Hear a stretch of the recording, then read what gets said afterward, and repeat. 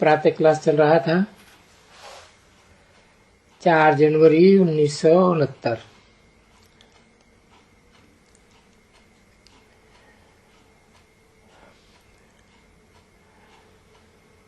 शनिवार को दूसरे पेज के मध्य में बात चल रही थी एरोप्लेन को हाईजैक करने की।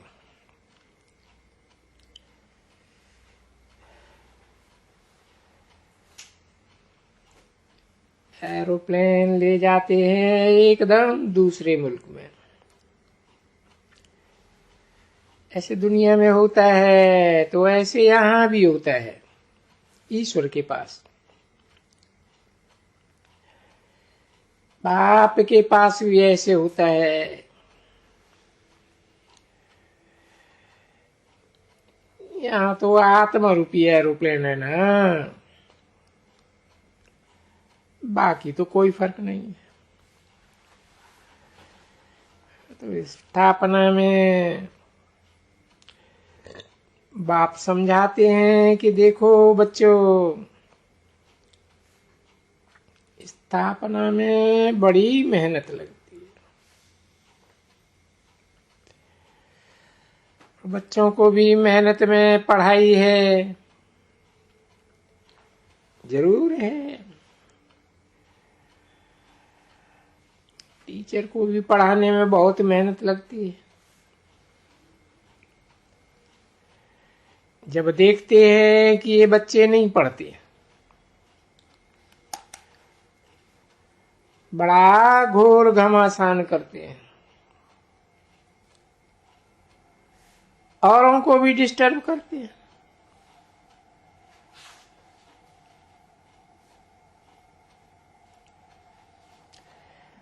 तो उनकी दिल में होता है तो उनको 2-4 हंटर लगा दे।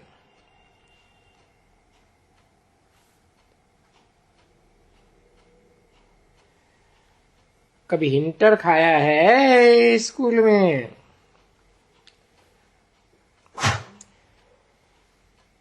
स्कूल के रोल के मुताबिक कोई बिरला होगा स्टूडेंट जो बचता होगा। समझा ना? कोई न कोई सब्जेक्ट में या कोई न कोई बात में ये टीचर से रूल है या वो तो जरूर खाया होगा।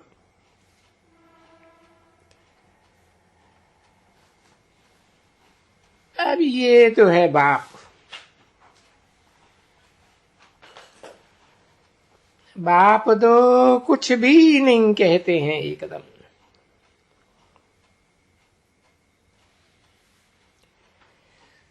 क्योंकि यहां बड़ी बाप के पास कानून नहीं है। जो कानूनों का कचरा कलयुग में ये सभी होता है,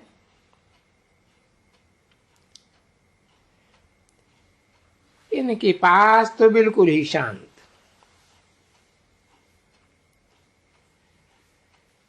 क्योंकि यह है ही सुखदाता, प्यार का सागर, सुख का सागर। तो वो समझते हैं ना, देखो ये बोलते हैं ना, इनमें बोलते हैं तो अभी वो तो देखने में भल सुख का सागर तो इनको बनना है ना।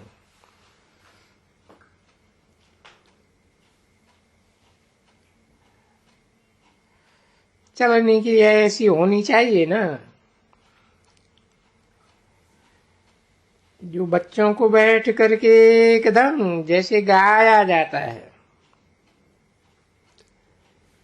ऐसे ये देवताएं होते हैं।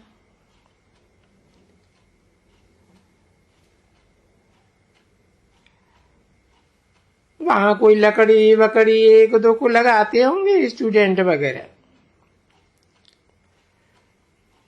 कोई स्टूडेंट को कुछ भी नहीं।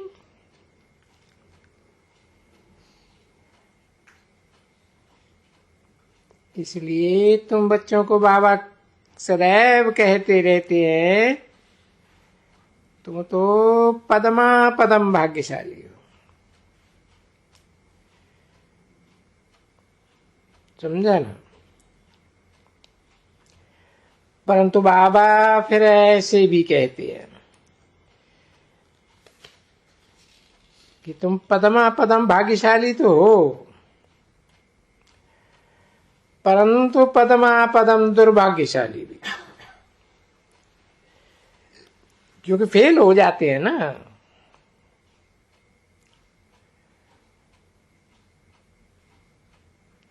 तो भाई वो दुर्भाग्यशाली नहीं हुआ तो तभी कौन हुआ? ये बाबा जानते हैं, वो अंत तक कोई न कोई महान दुर्भाग्यशाली जरूर बनते हैं।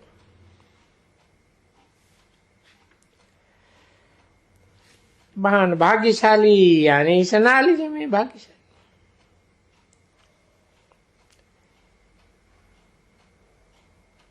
एक्ट ऐसी करते हैं, चलन ऐसी चलते हैं जो समझा जाता है कि ये ठहर नहीं सकेंगे इतना ऊंचे जाने के लिए, लायक ही नहीं बन सकेंगे। चलन ही ऐसी है जो कुछ न कुछ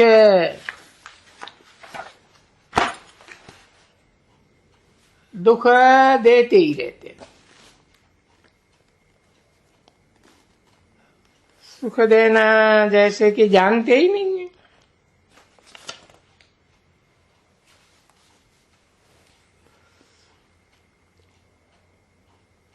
चार जनवरी 1969 की प्रातः क्लास का तीसरा पेज। अब सुख देना जानते ही नहीं है तो उनकी हालत क्या होगी देखो। तो बाप सदैव बच्चों को कहते हैं कि थोड़ी संभाल करो अपनी, ये तो ड्रामा है, ये होने का है जरूर, ऐसे नहीं है कि नहीं होने का है। नहीं, थोड़ी सी बात में एकदम, जैसे वो कहा जाता है ना, मुंह तांबा हो जाता है। कहते हैं ना किसी को, इनकी शक्ल तो देखो, क्रोध में आकर के जैसे तांबरा हो गया। तो ये पढ़ाई में भी तो ऐसे होते हैं ना बच्चे। बाप जो कहते हैं तांबरा क्या, पर लोहे से भी बदतर बन जाते हैं। सो भी बहुत अच्छे अच्छे एकदम फर्स्ट क्लास फर्स्ट क्लास।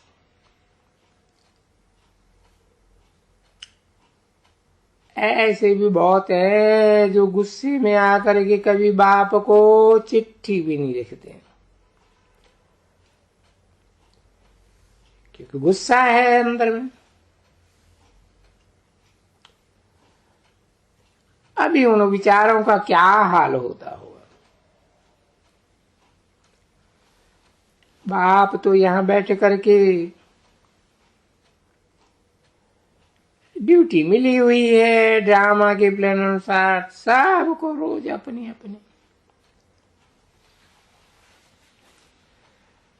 ऐसे नहीं कहते हैं कम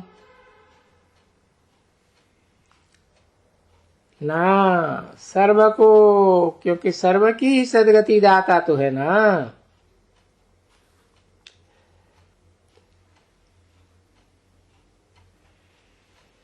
वो कल्प कल्प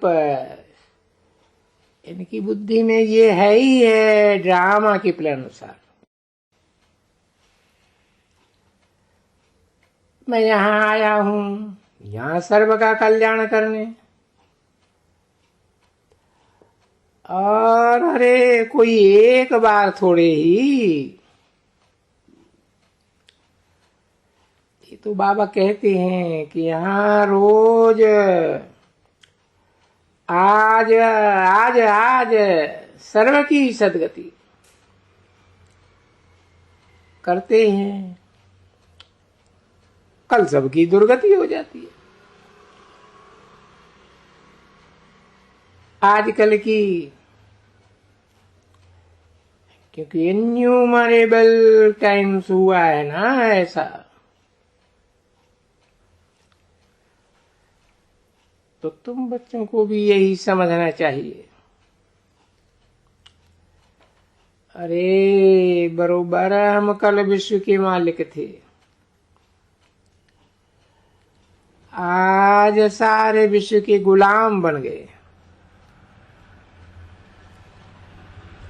और सारा ही झाड़ तुम बच्चों की बुद्धि में है।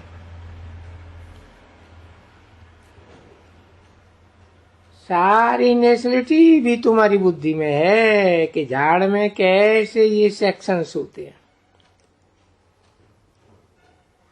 इस मनुष्य सृष्टि का झाड़ में, क्योंकि यही झाड़ वंडरफुल है। मनुष्यों को थोड़ा ही मालूम है, बाहर वालों को, कि दुनिया कोई झाड़ है। अरे कोई बिरला पंडित होगा, एक तंगा, जिसको तो अर्थ आधार का पता ही नहीं होगा।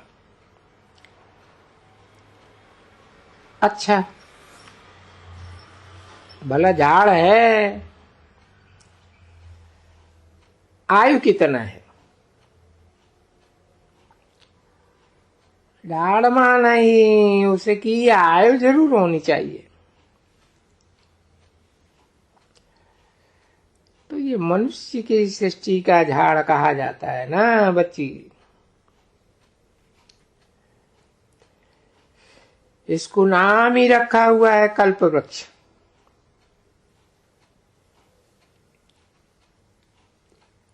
वृक्ष है जिसकी आयु ही एक कल्प है।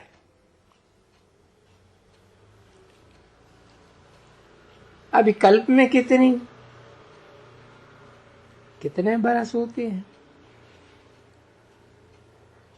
ये बात किसको फिर मालूम ही नहीं है।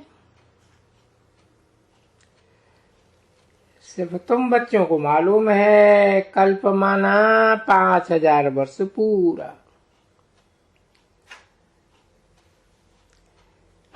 देखो तुम्हारी बुद्धि में ऐसा होना चाहिए कि 5000 वर्ष बिल्कुल पूरा, सेकंड का भी फर्क नहीं हो सकता है। इस झाड़ की, जैसे कि तुम बच्चों को नॉलेज मिल रही है, और जो नॉलेज देने वाला ही है वृक्षपति।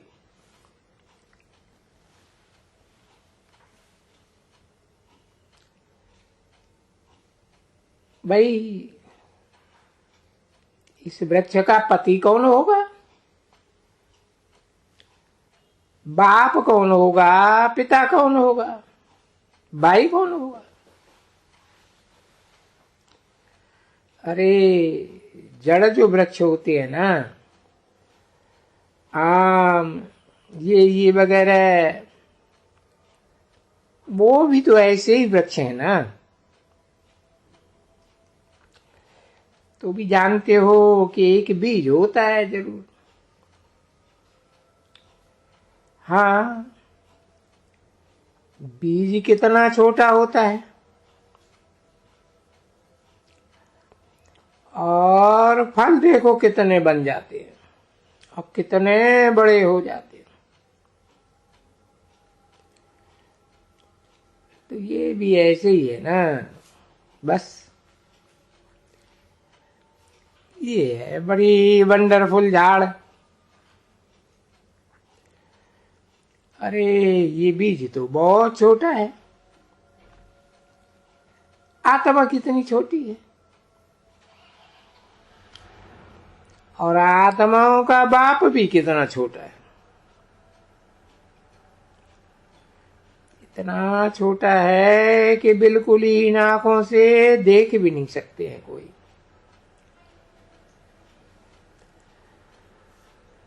भले शास्त्रों में लिखा हुआ है, रामकृष्ण परमहंस, उनका जो वो शिष्य विवेकानंद था,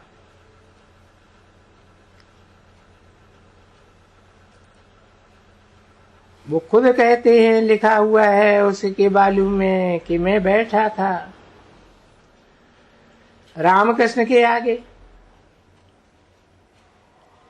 तो एक ज्योति निकली उनसे, बस इतना ही लिखा हुआ है। ज्योति निकली, मेरे में समाई गई। अब ये तो रंग है बिल्कुल ही।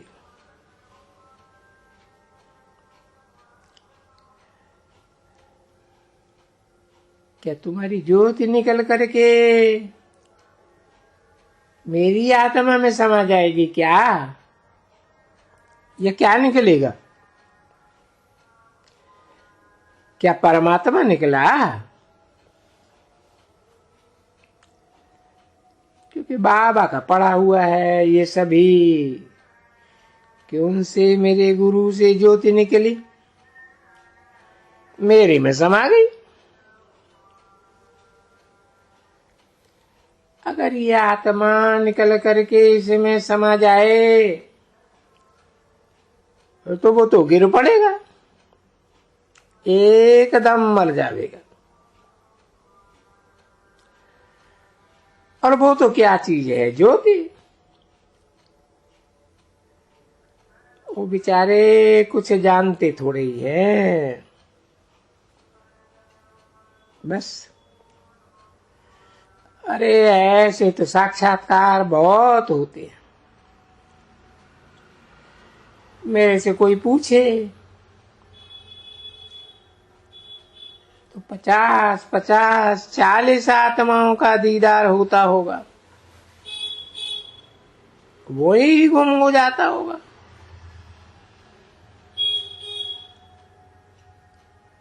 ऐसे नहीं है कि आत्मा जाके शरीर में प्रवेश करती है कोई के शरीर में, या कुछ फलाना होते हैं, परंतु वो भी मान लेते हैं सब। इसलिए इनका इतना वो ऊंच रखते हैं।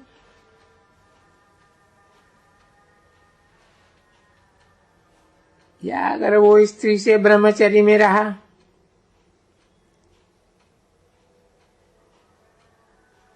तो क्या वो कोई बड़ी बात तो है नहीं ना। बच्चे बहुत ऐसे उनकी महिमा लिखते हैं कि जो ऐसे मरते हैं उनकी महिमा बहुत लिखते हैं।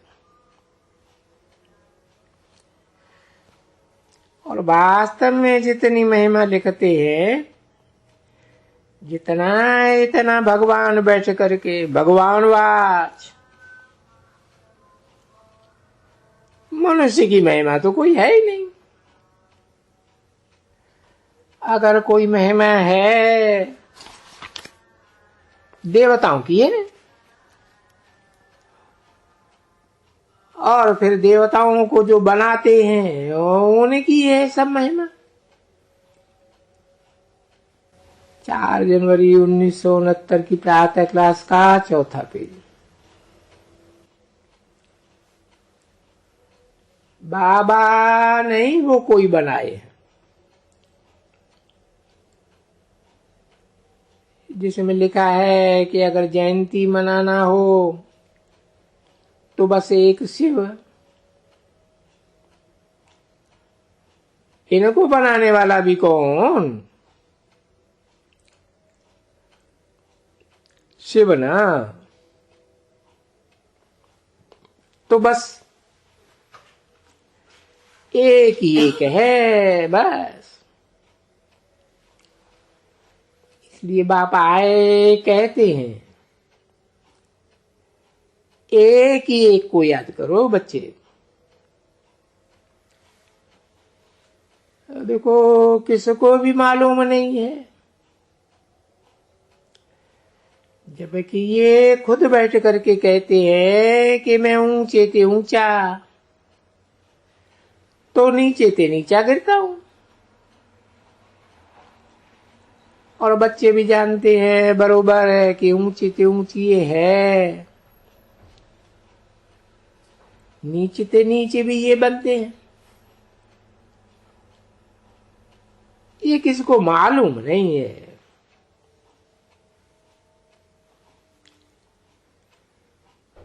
कभी सुना है कोई मंदिर में गए हैं, कभी वो कह सके कि ऊंच ते ऊंच? फिर 84 जन्म के बाद नीचे ते नीचे। देखो तुम तो सुन रहे हो ना, कौन सुनाए रहे हैं? तत्वम फिर कहते हैं।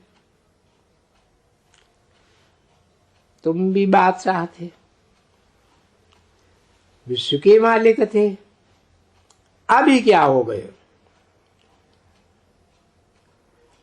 तो भारत में कौन थे सतयुग में? ये तुमको मालूम हुआ अभी ना। सतयुग में कौन थे? तो मीठे बच्चे पुरुषार्थ अनुसार यानी तुम सभी थे। ऐसे नहीं कहेंगे फिर कि नहीं थे, पर थे नंबरवार पुरुषार्थ अनुसार।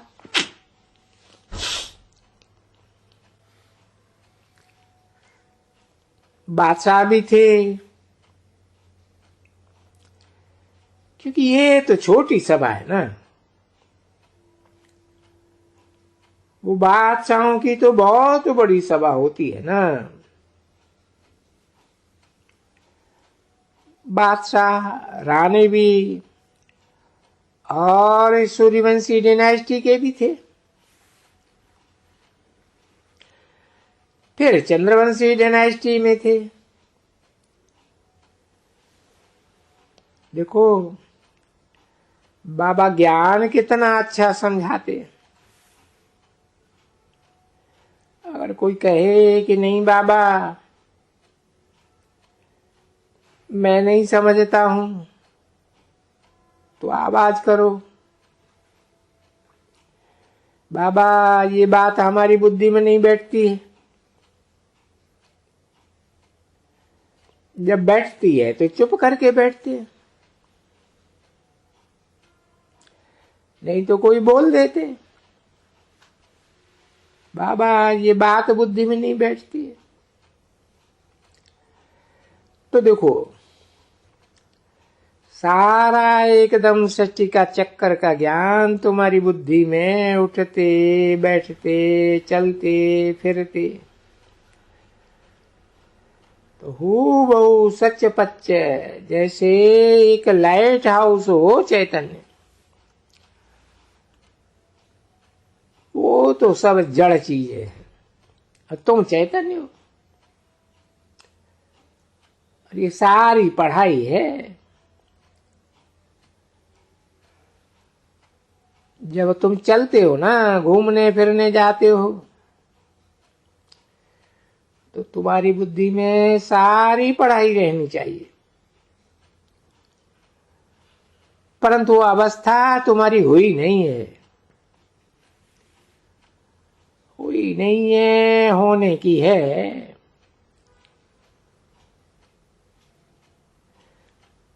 पर उनमें ऐसे होंगे जो पास विदानर होंगे,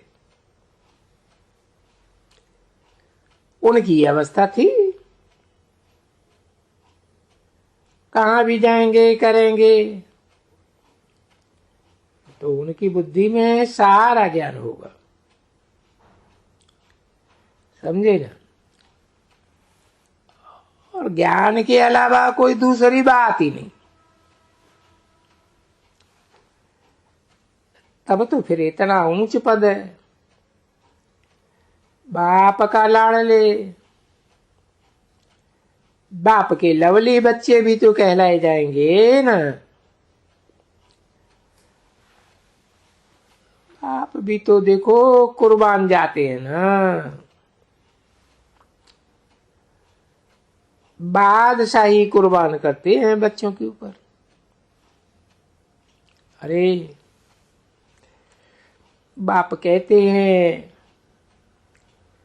मैं नहीं बादशाही करता हूं, इसको कहा जाता है निष्काम सर्विस, सेवा। तो देखो जो ऐसी निष्काम सर्विस करते हैं, बच्चों को जानते हैं कि बाबा हमको एकदम अपने सिर पर चढ़ाते हैं। तो देखो कितना याद करना चाहिए ऐसे बाबा को, कितना अंदर में, अभी अंदर में भी शुक्रिया क्या कहें, तो वो तो समझ जाना चाहिए बच्चों को कि ये तो ड्रामा बना हुआ है। और बरोबर ये संगम युग पर बाबा आते हैं,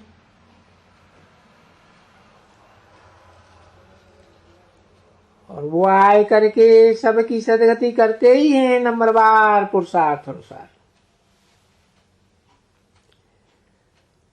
ये अक्षर तो देखो हमेशा, इसमें भी किसको याद प्यार देगा ना।